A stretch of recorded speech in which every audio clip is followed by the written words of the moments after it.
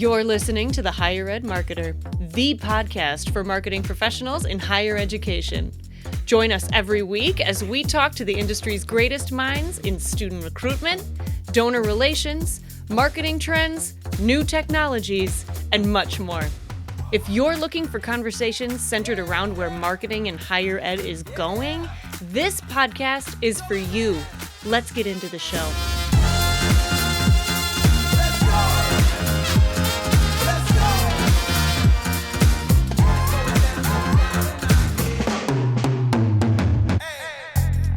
In the world of higher ed admissions, there are winners and losers every year. Welcome to the Higher Ed Marketer podcast, and that quote is from today's guest, Ed Wright. He is the Vice President of Enrollment at Lebanon Valley College. So I'm Troy Singer along with my friend and co-host Bart Kaler, and today Ed takes us through a gamut of information as he has experienced and accumulated over 35 years within higher ed enrollment.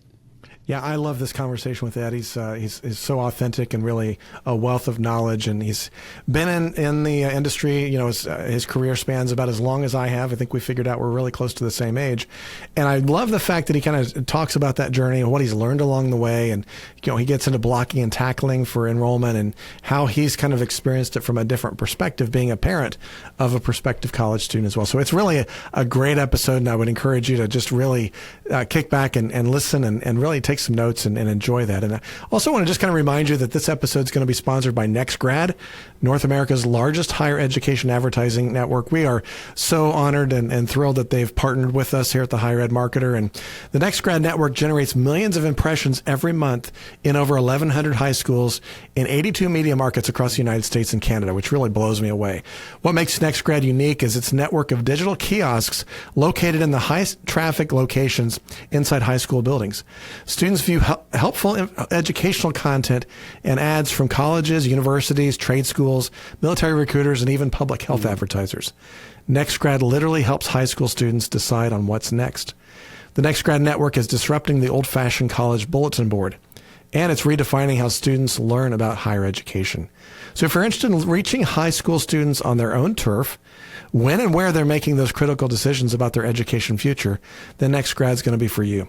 To learn more, visit nextgrad.com, email info@nextgrad.com, nextgrad.com, or call NextGrad at 801-336-5220 and leave a message. That's 801-336-5220. or visit nextgrad.com. NextGrad is the high school opportunity network. So with that, Troy, I'm really excited to always recommend NextGrad. I know you've got some experience with the folks over there too, and we just both really admire them and thank them for this help on getting this episode out. I have to add that seeing their screens are very impressive, and it's hard to pass by one of them for the first or second time. So yeah. I would encourage you to look them up. Now, here's our conversation with Ed Wright. Ed, to start us off, would like to know if you could share something that is interesting or fun that you've recently learned or experienced that our audience would enjoy hearing. First of all, I just want to thank both of you for allowing me to be on your podcast. I'm a big fan, so thank you for that. And the other thing I just want to get right out of the gate is that I am a huge fan of ChatGPT. So I ended up, utilizing ChatGPT to start right with the very first question. And I want to preface it with the prompt that I used, just so you know. But I said, I was today years old when I learned this. What is something interesting about higher education? And of course, I used my LVC customized ChatGPT to do it. And this is what I got. So the concept of a university dates back nearly 1,000 years. The University of Bologna in Italy, established in 1088, is considered the oldest university in continuous operation. Interestingly, it began as a student-run organization where scholars banded together to hire their professors. So then it went on to say this student-centered model influenced how modern higher education prioritizes the learner's experience, principles still seen today in institutions like Lebanon Valley College, where personalized attention and student growth are emphasized. It's a legacy of learning that has shaped societies for centuries. So I was today That's years awesome. old when I learned that. So I'm guessing maybe many of the listeners may not have known that as well. I did not know that. That's great. Edwin, thank you for sharing that, and thank you for your kind words. And then, most importantly, kissing up to Bart with the whole Chat GPT thing, since all of our listeners know he is very passionate about that and drives home the importance of all of us leaning on AI to be better and more efficient. So, yes, you said LVC, and to everyone, again, Ed Wright is the Vice President of Enrollment at Lebanon Valley College. And Edwin, you've had the pleasure of serving in higher ed for over 35 years. So we'd love to know if you could share a bit about your journey and what drives your passion for the field after all this time. Yeah, well, certainly when I was early in the profession, they would always tell new people, you're in this profession for 3 or 30 years.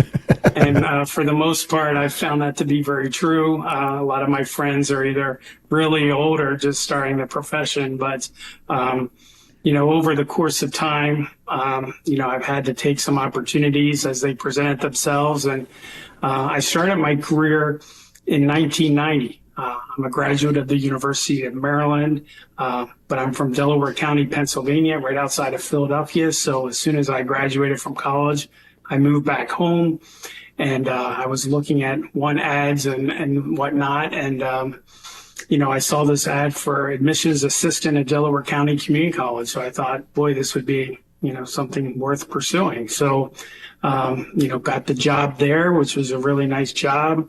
It afforded me the opportunity to also pursue a master's degree part-time in the evening. So went to Temple University for some evening classes. Got a degree in athletic administration. I really thought that athletics was kind of where I wanted to be and maybe try to crack a job within higher ed in the athletic world. But after 5 years at Delaware County Community College and no leads for the athletic positions, I decided to make the move over to Westchester University, which is one of the, at the time, 14 state universities in Pennsylvania. So it was 4-year school. It was about, 30 minutes south of Delaware County. But it gave me the opportunity to expand the world of admissions that I'd already started a career in, and got hired as an assistant director. Was an assistant director for about 5 years before I became an associate director. So that gave me the opportunity then to start to oversee operations and just the managing of applications, getting decisions in the mail, et cetera. But I kind of got to the point where I thought, I think I'm ready for a director's position. And, the director at Westchester started in 1978, and she ended up retiring in 2017. So this was 2005. So I thought, in order to move up, you got to move out. So, that is certainly something I challenge people out there, because people certainly don't like to job hop, and it's sometimes uncomfortable, but sometimes just from a professional standpoint, you just have to do it. Otherwise, you're kind of going to get stuck. So went to Widener University, which is back into Delaware County, closer to the Philadelphia airport. My first opportunity to leave kind of the public side of things and move into the private sector. So working at a private school as a director, so first-time director. So certainly came a lot of things related to that in terms of just overseeing the staff and the accountability piece, being kind of at the top of the org chart and having things kind of end with you. So that was some adjustment, and got hired as a director of admissions, got moved to an executive director of admissions after about 5 years. And that gave me the opportunity to also oversee graduate admissions. So I had both the undergraduate and graduate portfolios at Widener. And, once again, I kind of found myself after 10 years at Widener, kind of, all right. Another important thing is I reported to the CFO, which at small private tuition-driven universities, that's pretty common, or maybe not so common, I guess I should say, because I was, generating a lot of the revenue, or our team was generating a lot of revenue. So but I was kind of the chief enrollment person, and I was once again kind of felt myself stuck in terms of just where to go next, upward. That opportunity didn't really present itself at at Widener, so then it was time to look again, and I ended up at LVC where I am now. So I've been here about 9.5 years, and certainly in my role as vice president, I oversee both undergraduate admissions and financial aid. So, overseeing those two units, making sure that we're once again at a tuition-driven college. So we need to really make sure that we are meeting our goals, meeting our headcount goals, meeting our retention goals, but meeting our revenue goals too, which oftentimes is not discussed in tandem with meeting your enrollment goals. People always assume, well, geez, if you hit your number, then things must be great. But that's not always the case, as we know, because we're seeing a lot of discount rate creep in our industry, and just seeing a lot of schools that are selling their souls, I'll say, to get to their headcount goals, and, trying to walk that fine line to see if you can meet your headcount goal within a discount rate that is also going to achieve the revenue that the college needs to do, meet their goals is certainly the challenge. So, the second part of your question, Troy, was certainly what fuels my passion. I'll start by saying I'm very competitive. I often tell the funny story that my mom named me Ed Win, not Ed Lose, because, I get it, I'm sure, from my mom and my dad, but my mom was certainly one that instilled a competitive streak. And being an athlete in high school and college, I just know that I hate losing. So I'm always fueled by just winning. And, in the world of college admissions, there's winners and losers every year. And certainly the years that you win feel a lot better than years that you don't. So that's one thing that fuels my passion. Another thing is that we're in a copycat industry. So, when you come out with new strategies or new trends or something that are working, it's not too long before the school down the street's doing exactly what you're doing. So for me, I try to, use that as an opportunity to be the first one out of the gate with something new, which is once again why I love ChatGPT so much, because I know that people are not using it yet, and those that are not using it potentially to the extent that they could. So just trying to find any competitive edges. I remember back when Facebook, became a thing, and I created a Widener Pride person, and I was trying to find the students that we admitted on Facebook. And back in the day, you could actually copy someone's email address and put it in the search bar, and it would pop right up to the student that it belonged to. And I was like, now this sounds creepy in 2024, but back then I thought, man, this is cutting edge, man. I'm becoming friends with all these admitted students, and I'm wishing them a happy birthday, and I'm, liking their prom pictures and stuff. And I'm just like, like I say, it's really creepy today, but back then it's a different world. It was definitely an opportunity, I thought, to build affinity that other schools weren't building with these students. And I'm sure some students maybe got turned off, maybe not, but at the time I thought that was cutting edge. And, I felt like I was one of the first, or our teams were, to create that Widener class of 2015 group and that 2016 group. And, for years that's still in today still a thing, and people are still creating them. And, I think my passion is fueled by just always wanting to be a step ahead of the competition. Yeah, I love so much of what you talked about there, Ed, and I just wanted to point out a couple things that that kind of rose to the top for me, and I hope the listeners caught this as well. But just the idea that I think that you've illustrated the fact that so many people in higher education, and this might be for some of the younger listeners, nobody asks you when you're 5 years old, what do you want to be? And you grow up and you say, I want to be a higher ed administrator. That just doesn't exist. And I think a lot of times people either back into it or they don't understand it. I mean, I never thought that I'd be working in the higher ed industry. You just kind of back into it through opportunities. And I love the fact that, you're your route was through the one ads. Other people come up through, I was an admissions counselor. I didn't know what I was doing. I just decided to stay around and join the admissions team. And so, but that really defines a lot of things. And I think that's so important as people think about that, why it's important for us to do professional development for our teams, why it's important to build into those younger generations that are around us. But I also like the fact that you talked a lot about, even in your passion with the idea of winning, not only is there a copycat industry, but also the reason there's a copycat industry is one of the reasons why I am so passionate about helping schools discover and articulate their distinctiveness, because that can't be copied. Who you are distinctively and being able to articulate that well, certainly the methods that you use, the tactics that you use, the fact that you might be using Facebook groups or TikTok or whatever the next item is, that certainly could be copied. And I applaud everybody who's going out and doing the pioneering on things that need to be done. But when it comes down to being distinctive, I just wanted to point that out, because I think that you kind of talked a little bit about that, and I just wanted to bring that up a little bit more, is that yes, there are some copycatting. Yes, you can be the first one to do those things, but part of it is if you're the first one that's doing it with your distinctiveness, that's what sticks. Mm-hmm. And I really liked that point that you made as well.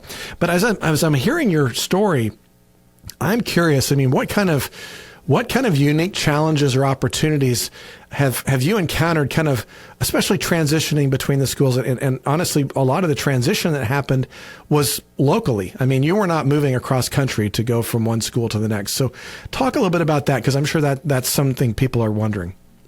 Yeah, so the first 25 years of my career have all been in the Philadelphia market. So Delaware County, Westchester, Widener, we're all there. LVC is more centrally located in the state, so it did require relocation for me and my family. So we are still in the state, but then in a different market, still very competitive. But in terms of just the things that I've been looking at in my career in terms of opportunities, is just the opportunity for growth and just the opportunity to see some stepping stones. And certainly there's a lot of differences between the types of schools that I've worked. I know I always share that my challenge at my first job at Delaware County Community College is that the average age of students at the community college I worked at was 28 years old. And I was 22 when I started, and I was trying to tell people about, some of them were upskilling, some of them were in the middle of changing careers, and probably for every 18-year-old, I was talking to someone who was 40 or 45, 50 years old who might be changing careers, or in some cases, lifelong learners. So that was certainly challenging, just to be able to say, yeah, even though I'm 22, I can tell you all about, these different careers and different ways in which you could be upskilling or doing things like that. But moving from a 2-year to a 4-year public, certainly there were some challenges there. My first experience with collective bargaining units and unions, essentially. Yeah. So all the admission counselors were in a union, the operations staff were unionized, and certainly very specific details around breaks and lunch times and working past 4 o'clock or 4:30. So those were all things that, quite honestly, I didn't miss when I did move over to the private sector. Right. And then I think that was really the first opportunity I thought about, wow, there's actually budgets, like actually budgets that you can use to actually do things.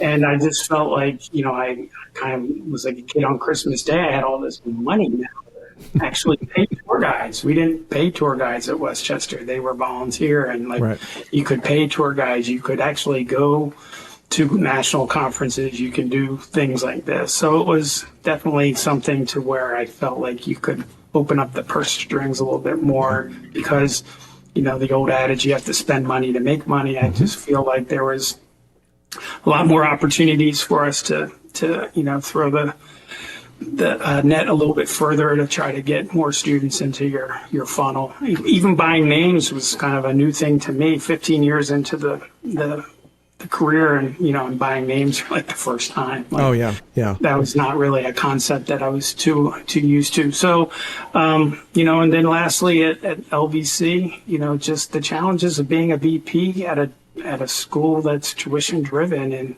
the enrollment cliff and all the the different things. I know we recently engaged with RNL, Ruffalo Noel Levitz, to do a market share analysis to really give us a better understanding, because people keep talking about the enrollment cliff, but Right. it really means something different to each of us depending on our part of the country and the type of institution that we are. So, getting that data back and really then taking a deep dive into that data to really understand where there are opportunities and where there are places in which you'll see some growth, because I know we have 12 counties that feed a lot of our student enrollment, and only 3 of them are growing over the next 7 or 8 years. So, there's certainly some challenges out there, but someone that's a very data-driven person, or I should say data-informed. I don't like saying data-driven.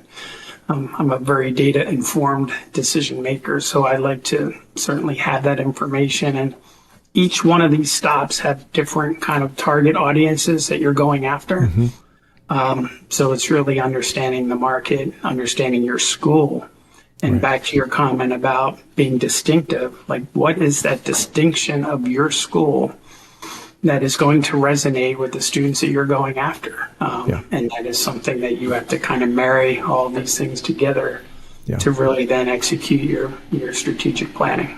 Yeah, I think there's just so much wisdom that you've just shared, Ed, and I really appreciate it. I know you and I are about the same age. When you were talking about when you started your career, I was right there in the early 90s as well. And we're going to get into some of the things that I think as being in the industry for 35 years affords us now that we have our kids experiencing that. But before we get into that, I just wanted to kind of point out, too, this was a phrase that you brought up in some of our earlier conversations, and something that I've heard some of my mentors talk about is just the blocking and tackling of enrollment marketing, enrollment. I guess I should just say enrollment management, but it also applies to enrollment marketing and applies to a lot of different parts. But maybe just quickly, give me an example of what you're talking about in that, because I think that's part of the experience that you can gain along the way. But there are just the basics. So talk a little bit about that. Yeah, well, I've had colleagues that I've shared this with in the past, but I don't know if either of you are Seinfeld fans or not. Big one, yes. I often talk about the car rental episode where Jerry walks up and says, I'm here to pick up my car. And the agent's like, sorry, Mr. Seinfeld, we don't have your car. And he says, but I made a reservation. And she's like, I know you did, but we don't have your car. And he's like, the whole point is you have to hold the reservation. That's the whole point of the reservation. Yeah. So I use that as a metaphor. Like, there's strategic planning that happens all the time, but if you're not executing, if you're not actually holding the reservation, which is really the key to the reservation, then this is not going to work. Yeah. And I'm just always talking about blocking and tackling. There's things in our profession, in this industry, that are in your control. And because you're dealing with the decision making of 16, 17, 18-year-olds, there's a lot of things that are outside of your control. But the things within your control, I kind of refer to as the blocking and tackling, and just making sure that you do those exceptionally well. I can't control some of the things that 17-year-olds do, but I can control the things that we can do here on our campus to make sure that the student experience, regardless of where they are in the enrollment funnel, is going to be a positive one. And, some of those things are just timely communication, making sure that you're getting back, as we know with this generation, timeliness is a thing, and you have to be really good at that. Mm-hmm. The core of everything we do is about building relationships. So making sure that you're doing that well, not just, I checked in, or, do you have any questions I can answer, that you're actually getting to know the students and building those relationships.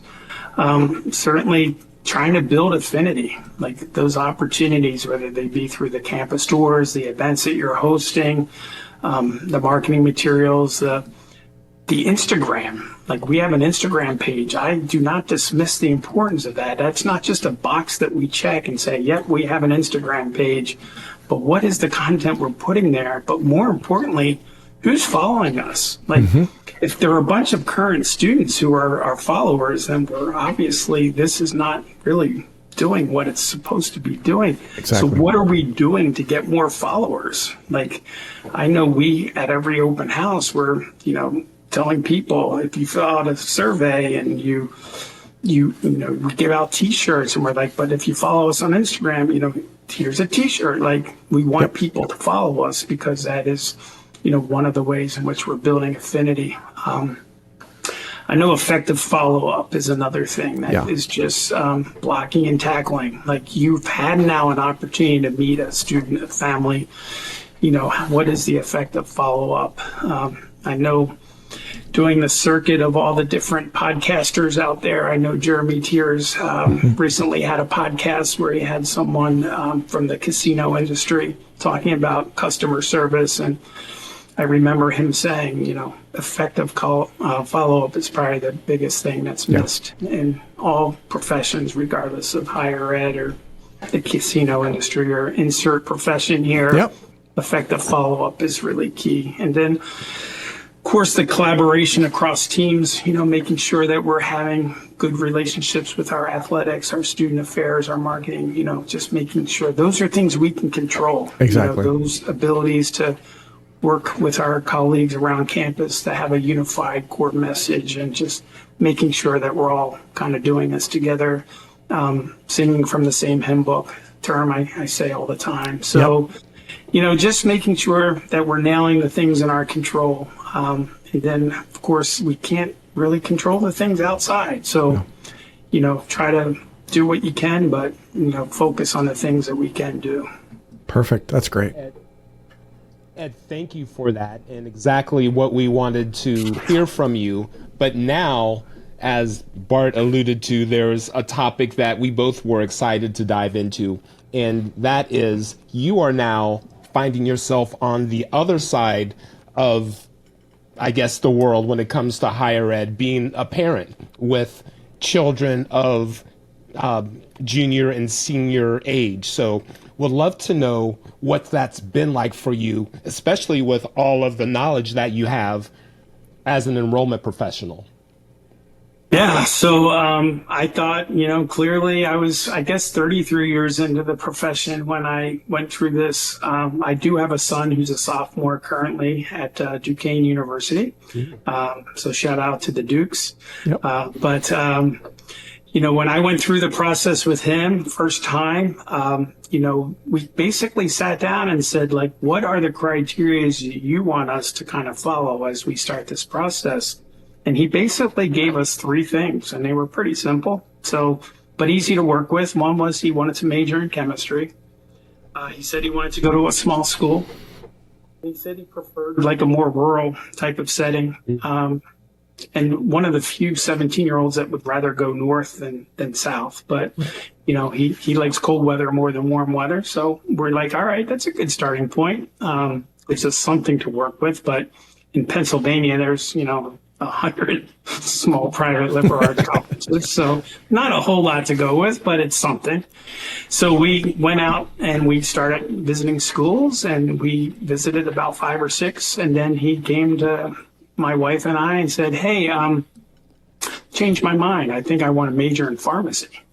And we're like, okay, well, none of the schools that we've visited so far have pharmacy. So we essentially started all over. We basically had to recalibrate this whole process, and we had to kind of start from scratch. And then I was like, well, you do know that there aren't too many pharmacy schools that are small, and there's very few pharmacy schools that are in rural areas. So like, we definitely needed to kind of start from scratch. And the point there is just the importance and asking a 16, 17-year-old what they want to do for the rest of their life. I know it's one of the hardest questions that you can possibly ask. So, but I always tell families that's where you have to try to get to. That's where you need to start, because what they want to major in is certainly going to drive the types of schools that they ultimately might end up wanting to go to. I often tell people that, one of the 3 most popular majors at LVC is undecided or exploratory. So that's okay. That is a major. It's not a degree, but it's a major. So that's something to which we can have that conversation too. But, once you kind of lock in on the major, I always feel is a good starting point.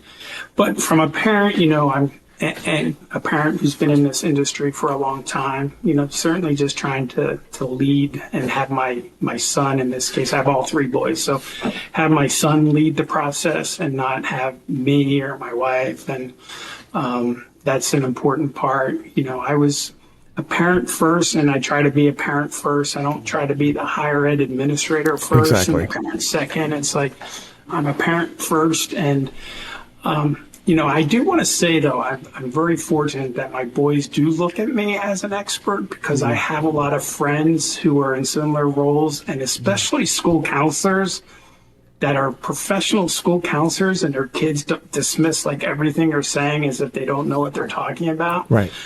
So I have not had that problem, but I do have friends who have had that problem. But I think, being a parent first is key.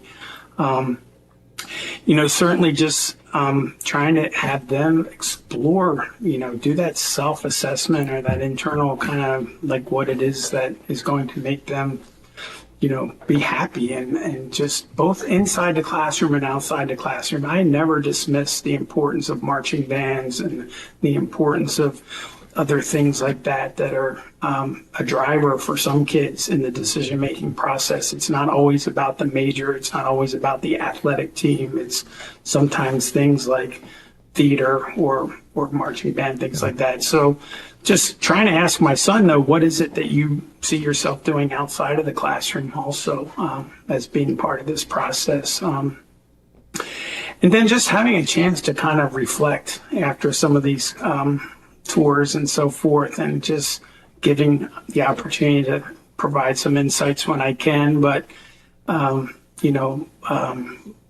have twins right now that are seniors in high school, and one of them is making it really easy on us. From a very young age, he's always known that he's wanted to work on cars, and he wants to be an auto mechanic. And, we're not giving up on him pursuing schooling after high school, but his options are kind of, these two or three schools that have some automotive certificate programs.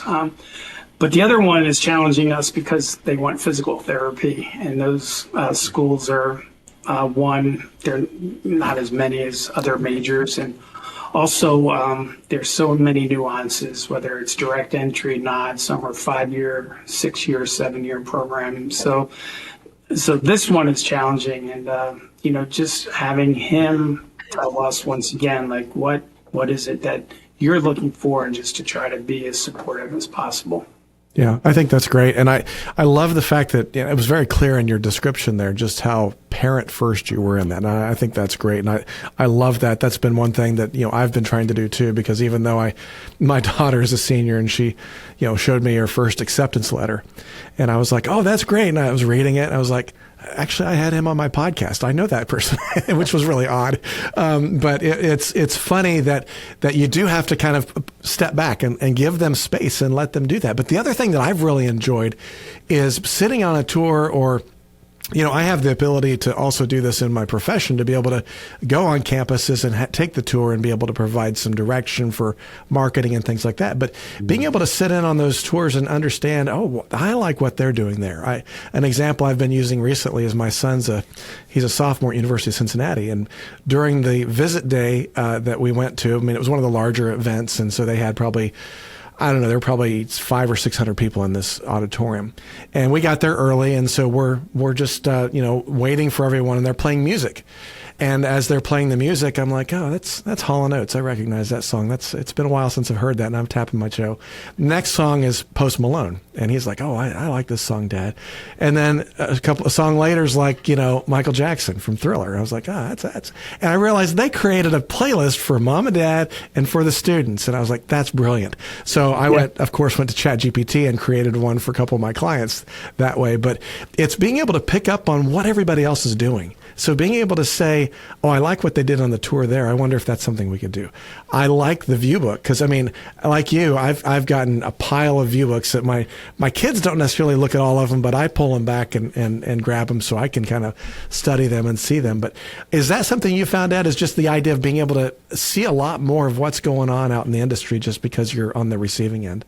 Yeah, and it's been great. And I'm sad that these are my last to kind of go through this process, unless we do kind of a boomerang, and maybe they transfer somewhere and I can do this again. Or you just put in a new kid's name in the mailing list. Yeah, this might be my swan song in terms of doing these open houses and whatnot. But there are definitely some things. I mean, everyone that I've gone to, I've come back with at least one thing that I feel we could do better, or something that we could implement that we've never done.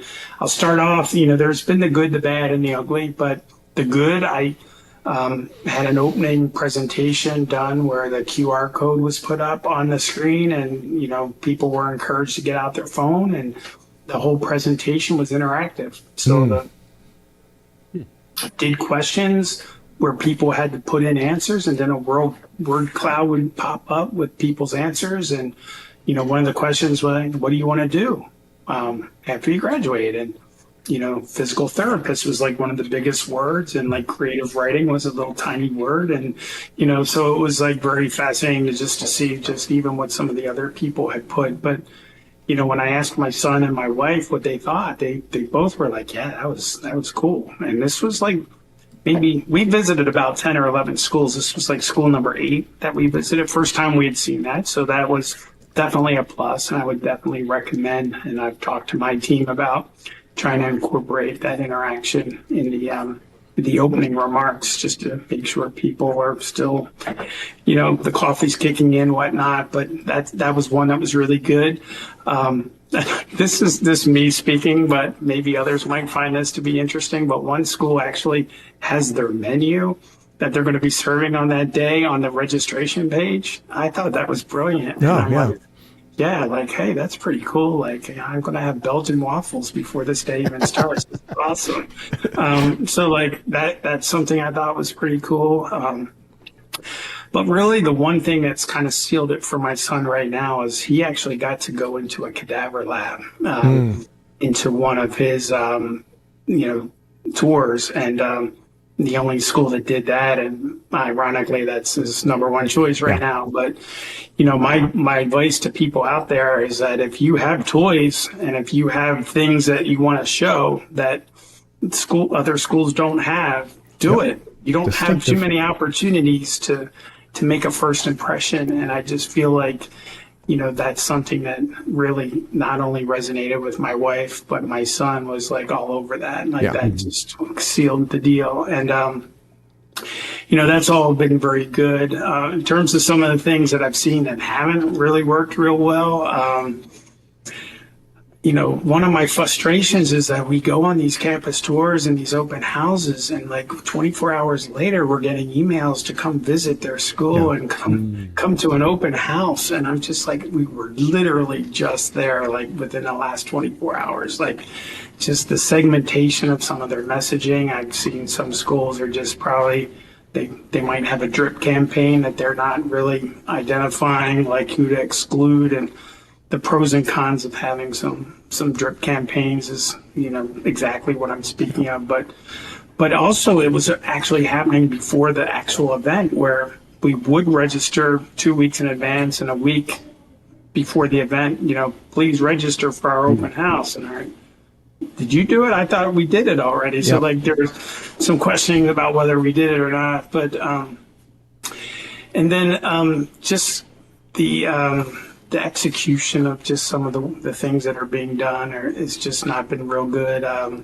One school we visited on the weekend, and they only had 2 tour guides working, and there was probably 100 people, and I ended up having a campus tour by one of the admission counselors, which is not the worst thing in the world, but certainly you want to try to have a student voice and a student experience, because there was really no other opportunity to talk to a student. So, that's back to some of the blocking and tackling. I mean, just having adequate staffing, like you don't have too many opportunities, that I always, Eminem, lose yourself, like you only have one chance. So like, you don't want to blow it. And I just feel like, we took the time and effort to come visit this school. And, just this past week, I don't know when this will actually hit the airwaves, but Inside Higher Ed, Kent Barnes from Augustana, he's someone I've probably known for close to 30 years. he wrote an article about just the difficulties of families that have to even visit campuses and the costs for some families to potentially rent a hotel room or fly or whatever. Like, you don't have these chances very often. So you have to capitalize on every single chance that you get.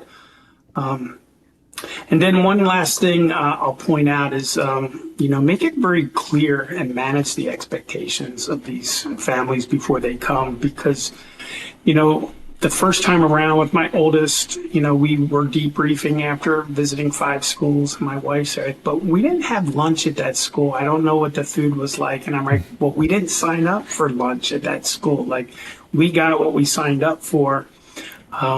So I think, sometimes if you're doing open houses for 3 schools, but you're not doing them for these 2, then, you're comparing apples and oranges a little bit. And, one of the things I just make it really clear to my team when we're putting the variety and the diversity of options, tour options up on our website, is to make it very clear what students are going to get. And I think that will then hopefully manage their expectations so that when they said, well, geez, I really wanted to talk to a coach, that was not part of what we were offering on this day. Sure. So, that's great. That's good something advice. else we take into account.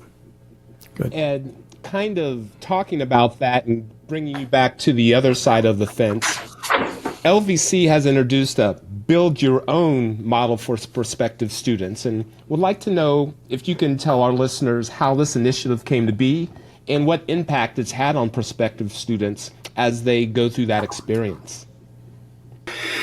Yeah, so once again, this being a copycat industry, I think there was an article in Inside Higher Ed about a school in Virginia that was doing a build your own visit that my president actually saw. And he's like, how come we don't do this? And I'm like, well, we kind of do, but we don't really market it in a way in which it's kind of in people's faces that this is something we do. And he's like, well, we should. And I'm like, I think you're right. I think we should. So from that point on, we're trying to let families know that when you are coming, because once again, this is a one shot in a lot of cases. I don't want people just to come, park their car, meet with an admission counselor, do a tour, get back in their car, go home. Right. That experience is not going to be as good as if they do meet with a faculty member or a coach or a band director or the choir, whatever.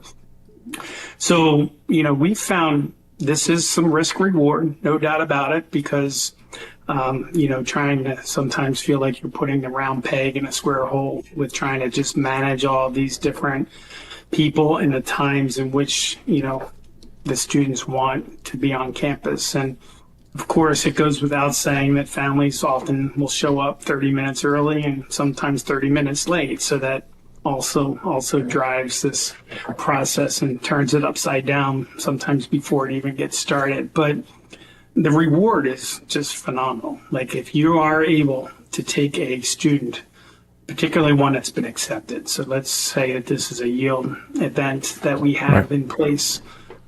There is nothing better than for that student to talk to the people that are going to be influential and the people that are going to be kind of their peers and their mentors of, potential mentors. So we find that our faculty, and it's also the culture of your campus. You have to build out the culture that starts, from the president down, that we want to be welcoming to prospective students. I know some faculty at some other schools are like, I don't want to talk to kids, I want to teach my class and do research, and that's fine. But here at LVC, our faculty are really embracing the opportunities, and some people get mad when people don't sign up for a build your own visit, that they didn't have a chance to talk to somebody that was on campus that wanted their major. So the rewards have been great.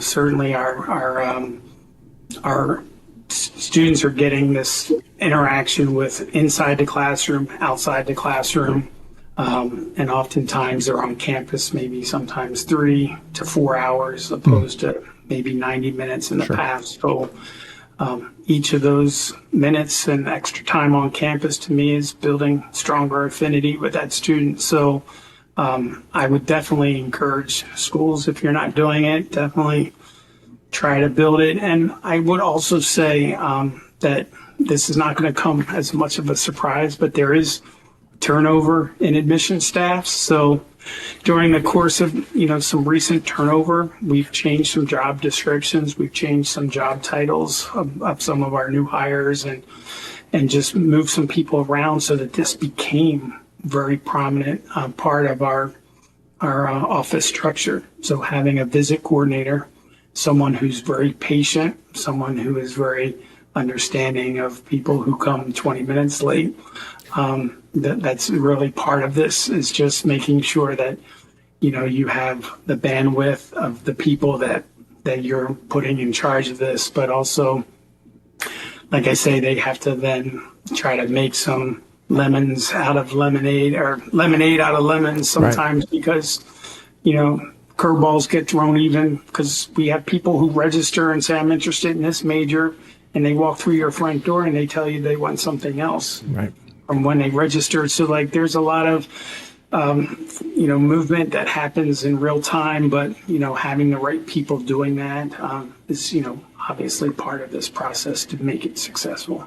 Yeah, I think that's a great point. And I like the fact that you tied that with the blocking and tackling. And I like the fact too that you'd said, there's only one time to get a first impression. And I think that's why it's so important that the front line of your institution, it's going to be your admissions team, but it's also going to be those student tour guides. It's going to be, it's going to involve physical plant of being able to make sure that the tour route is pristine. There's only one chance to make a first impression, and these students are all going to sometimes 6, 7, 8 different schools that they've applied to, and so we've got to make sure that you're doing what Ed's suggested here, is just making sure that you have everything and you're intentional about everything. You can't just leave it to chance, and I think that's probably another part of the blocking and tackling, is being intentional in everything you're doing in enrollment. So I love that. Thank you for sharing that, Ed. And I know, Troy, I think we're ready for our final question for Ed. Of course, and Ed, that question always is to our guests, what is one final piece of advice or insight that you'd like to leave with our audience to help them take action immediately? Yeah, well, I will once again mention that I'm from Delaware County, Pennsylvania, right outside Philadelphia. And, one of the schools that we competed against in my conference was Lower Merion, which is, of course, the home to Kobe Bryant. And Kobe Bryant's work ethic is one that is, one of the best of all time. And, I've heard stories over the years from the school counselors that work at Lower Merion that Kobe was actually given a key to the high school that he could let himself in and out at any time that he wanted, to be able to go in and just practice and shoot hoops and whatnot. And it would not be uncommon in high school for him to show up between 4 and 5 o'clock in the morning, shoot for 2 hours, take a shower, and be in first period with his classmates. And, the Mamba mentality is one for the ages, for sure.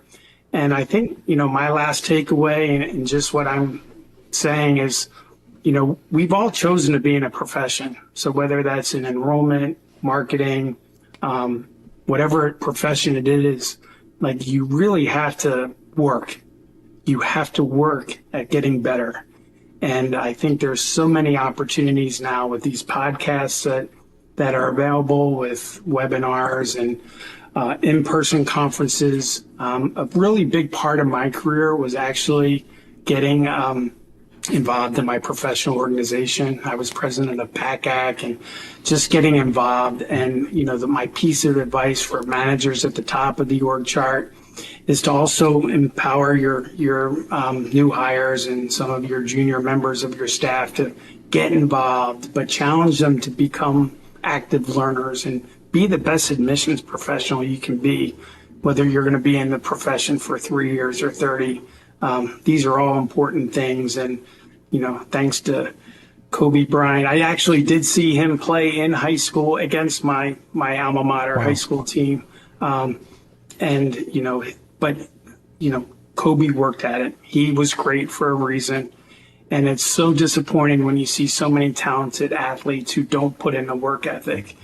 And a lot of Kobe's teammates over the years that didn't put in the work ethic after being around Kobe, they certainly changed their work ethic a lot. And I think that there's a lot to be said with just looking at Kobe Bryant, his work ethic, and just trying to challenge people that have a similar work ethic. Well, you started out this conversation by playing up to one of Bart's favorite topics, AI, and you ended with basketball, which is one of my favorites. So really appreciate you being a guest, Ed, and want to make sure that if anyone would like to reach out to you after this conversation, what would be the best way for them to do so?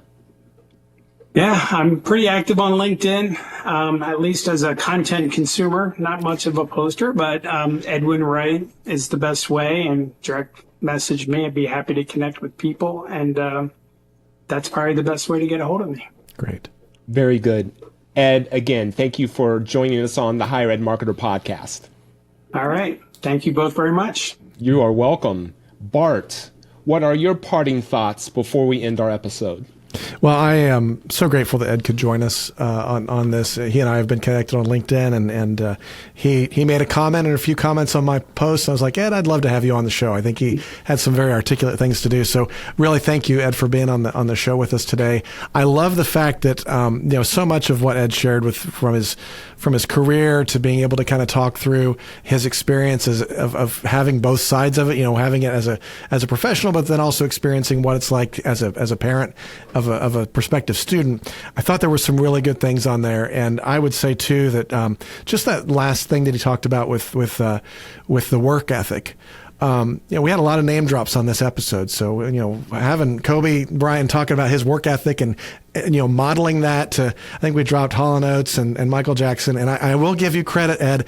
You're the first guest who's dropped anything from Eminem. So bravo. I think I challenge our next guest to come in and do more quotes from Eminem. But I am so excited to have you on the show, Ed, and I'm grateful for your wisdom and your willingness to share that with our audience. So thank you. All right. Well, thank you both very much.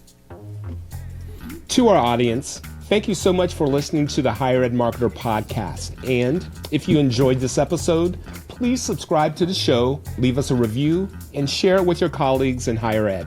And don't forget to follow us on LinkedIn at the Higher Ed Marketer for more updates and insights. We will see you next week. The Higher Ed Marketer podcast is powered by Kaler Solutions, your go-to partner for higher ed mission-fit marketing strategies, enrollment, and branding needs, and sponsored by Ring Digital, the ad targeting people, putting you in front of your ideal prospects and inquiries with provable, measurable increases in yield. Until next time, on behalf of Ed, Bart, and myself, wishing everyone happiness and success in higher ed.